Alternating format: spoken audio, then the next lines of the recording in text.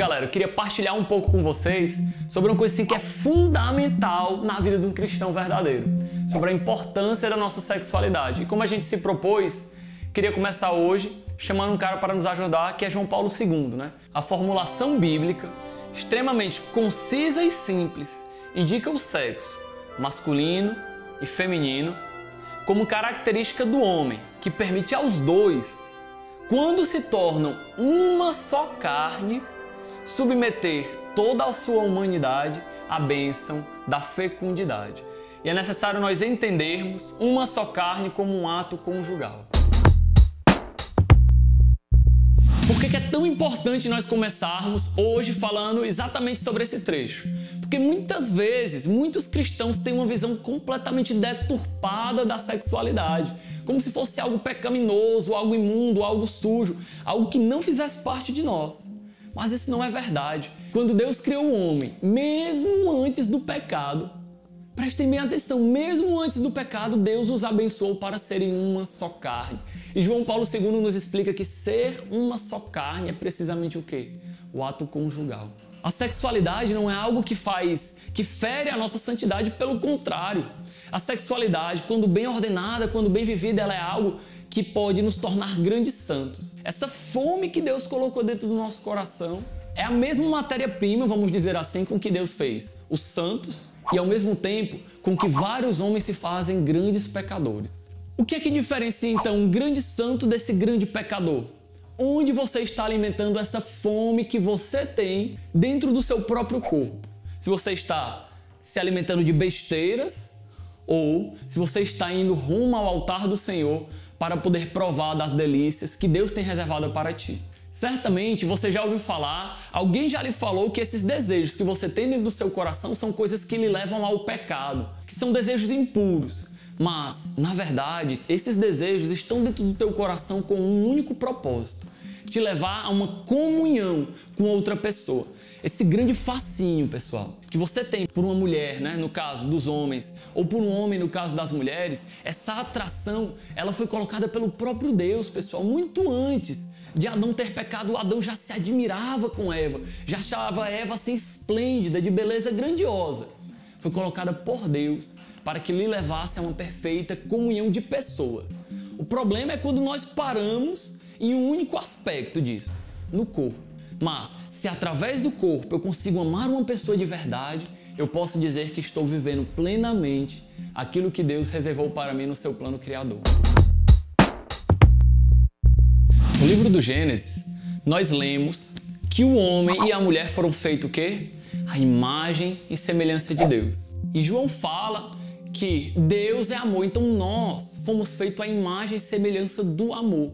Não só no nosso espírito, mas também na nossa psicologia, sem dúvida alguma, mas também no nosso corpo. O nosso corpo quer ser revelação e expressão desse amor de Deus dentro da humanidade. Então prestem atenção, para nós seguirmos adiante, é preciso nós entendermos que o nosso corpo, ele expressa amor. É uma maneira como Deus quis para que nós expressássemos o nosso amor no meio da humanidade. Basta você olhar para o corpo de um homem e de uma mulher. Nós notamos claramente que eles se completam, que eles se complementam. Você está me entendendo? Se completam perfeitamente, de tal modo, pessoal, que como fruto do amor gera uma nova vida. Olha, que coisa grandiosa, que coisa maravilhosa. Jason Evert, ele escreveu uma frase que ele vem realmente explicar um pouco mais sobre essa realidade. Ele fala que o corpo da mulher revela o chamado do homem e o corpo do homem revela o chamado da mulher.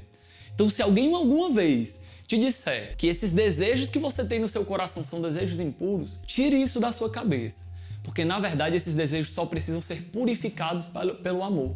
Esses desejos só precisam ser saciados no banquete que Deus tem para dar, não nas coisas que o mundo tem para te oferecer. Eu lembro quando eu era um pouco mais novo, né, que minha mãe não deixava eu comer doces antes do almoço. Eu não sei se isso acontecia com você também, né? E aí, quando eu fui crescendo, eu fui entendendo, porque na verdade um doce, um bombom, ele tem muita glicose, na verdade. Então, antes do almoço, ele tiraria a nossa fome. Mas eu te pergunto, será que aquele bombom te saciaria? Ele te daria os nutrientes necessários para você aguentar aquele dia? Muitas vezes nós somos como crianças, né?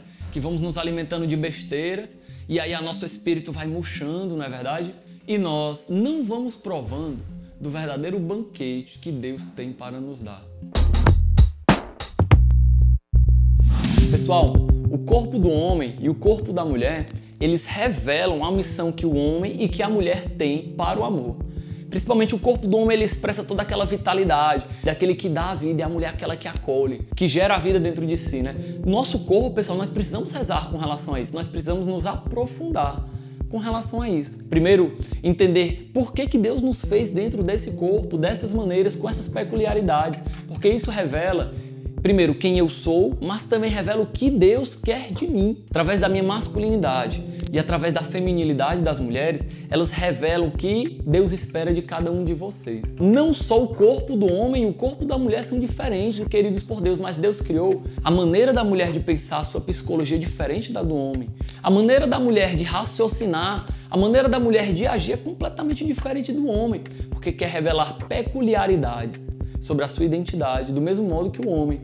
Peculiaridades sobre a sua identidade. E o que é mais belo, pessoal?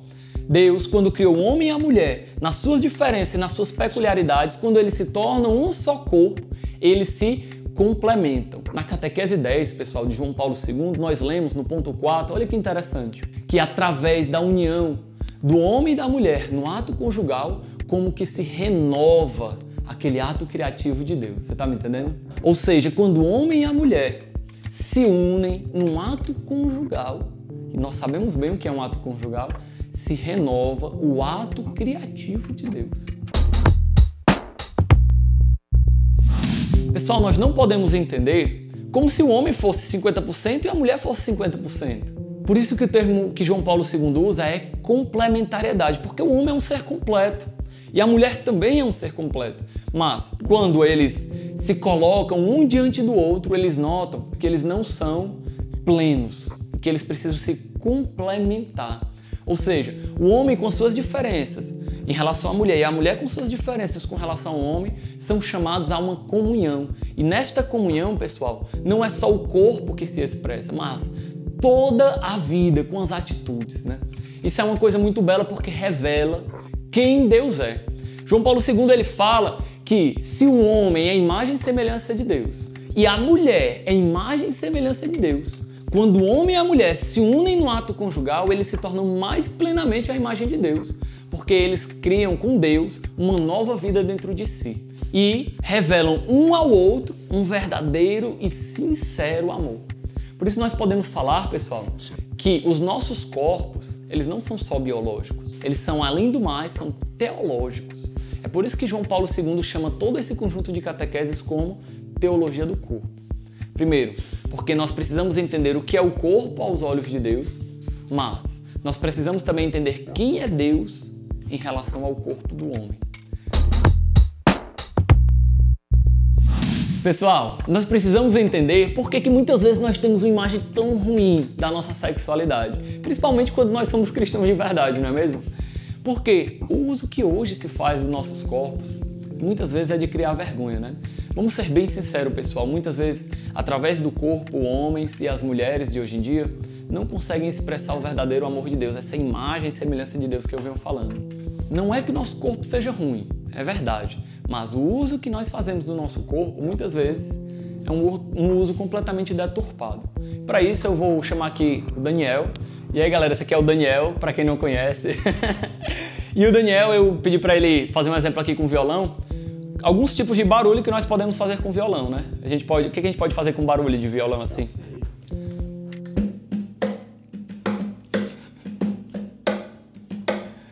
Mas vamos ser bem sinceros, eu acho que não é para isso que um violão serve, né? Assim.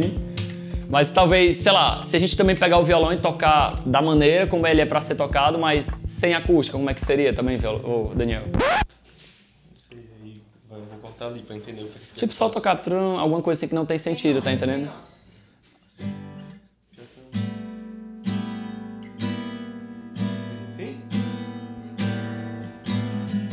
Também, se não aprendermos pelo menos um básico de como tocar violão, não tem, né? Mas, pessoal, vamos ser bem sinceros, quando o violão ele é bem tocado, é uma coisa muito bela, na verdade, assim, a gente pode olhar e dizer, cara, que som maravilhoso. E muitas vezes, espero que você já tenha passado por essa experiência, um belo tocar de violão, ele talvez nos leva a ter uma experiência com Deus, né? Eu acho que isso é uma coisa que eu não sei fazer,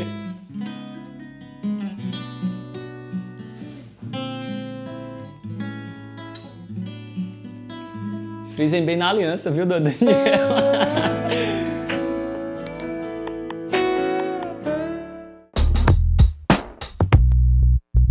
Galera, talvez na tua vida tu foi sempre acostumado, tu foi ensinado que era pra tocar, na verdade, uma batucada quando Deus tinha algo reservado mais pra ti, na verdade. Uma vez, isso é importante porque muitas vezes um rapaz e um garoto, eles se amam verdadeiramente, você tá me entendendo? Eles se gostam, velho. É uma coisa assim maravilhosa, mas muitas vezes eles não sabem como viver de uma maneira adequada à sua sexualidade. Antes mesmo de pensar no cristianismo, a gente tem que pensar, galera, na felicidade verdadeira, né? Que, claro, como cristão, nós acreditamos que a felicidade verdadeira está em Deus. Uma vivência bem equilibrada na nossa sexualidade, ela faz com que nós tenhamos uma vida saudável como um todo. Isso é uma grande maravilha. Por exemplo, eu li num livro do Jason Everett uma vez, ele conversando uma vez com um jovem, ele disse, rapaz, um jovem chegou para mim e disse, mas eu, Jason, sou disposto a dar a minha vida e morrer pela minha namorada. É um amor verdadeiro, né? A gente pode imaginar assim que é um amor daqueles, né? E aí o Jason olhou para ele e disse, pois tá certo, morra por ela. Aí ele, mas como assim? E aí ele continuou, talvez, eu imagino que sua namorada não seja parte de nenhuma gangue, tu não vai precisar se colocar na frente de uma arma por amor a ela. Mas tem algo em ti que precisa morrer para poder amá-la verdadeiramente. Que tal, ao invés de você querer dar a sua vida por ela, de morrer por ela, que tal deixar a sua concupiscência morrer? Ou seja, a sua inclinação para o pecado? Imagina que hoje você e sua namorada morrem. É isso que ele falava, né, lá? Para onde iria a sua alma? Será que você realmente está disposto a dar a vida para ela, por ela? E dar a vida para ela? E aqui nós falamos sobre a vida eterna. A vida eterna que vem de Deus e que nos direciona para Deus. Muitas vezes nós nos enganamos, pessoal. Infelizmente isso é verdade. O nosso coração, ele é muitas vezes um campo de batalha, como fala João Paulo II. Nós nos enganamos. Nós nos enganamos e muitas vezes confundimos um verdadeiro amor com o uso, ou seja, utilizar da pessoa como um objeto. E aí nós perdemos a perspectiva da vida eterna. Será que nos nossos relacionamentos nós mantemos os olhares fixos no céu? E aqui, o critério da eternidade, ela nos faz ter um claro discernimento sobre se é amor verdadeiro ou se não é. Porque o amor verdadeiro, claro, ele perpassa por toda essa realidade humana, corpo, alma, espírito, não é verdade? Passa pelas realidades sociais, pelos meios, pelos nossos cotidianos, mas ao passar por tudo isso, aponta para a vida eterna. O critério da eternidade deve ser para nós, em suma, o critério último do amor. Para concluir hoje com vocês, eu quero tentar terminar com outra passagem de João Paulo II como uma proposta, tá? Uma passagem um pouco complicada do livro, mas eu vou ler vagarosamente para poder a gente deixar aquela sede de quero mais, não é verdade? Que a gente vai continuar com a graça de Deus.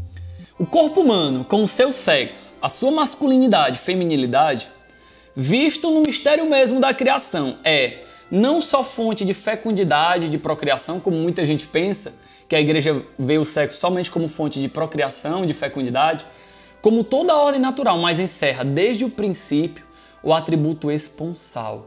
Isto é, a capacidade de exprimir amor. Olha, o nosso corpo, mais do que uma simples procriação, ela é capaz de exprimir amor. Exatamente aquele amor em que o homem se torna dom e, mediante a este dom, pratica o sentido mesmo do seu ser e do seu existir. Olha, que coisa profunda. Recordamos agora o texto do último concílio, Vaticano II, onde se declara que o homem é a única criatura no mundo visível que Deus quis por si mesmo, acrescentando que este homem não se pode encontrar plenamente a não ser quando se faz um dom sincero de si para o outro. O amor é quem dá sentido às nossas vidas.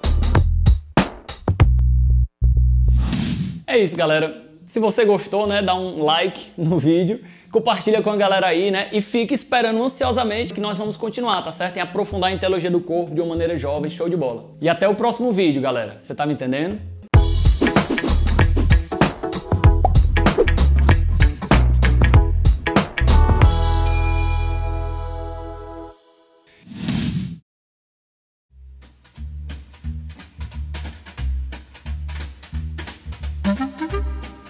Thank you.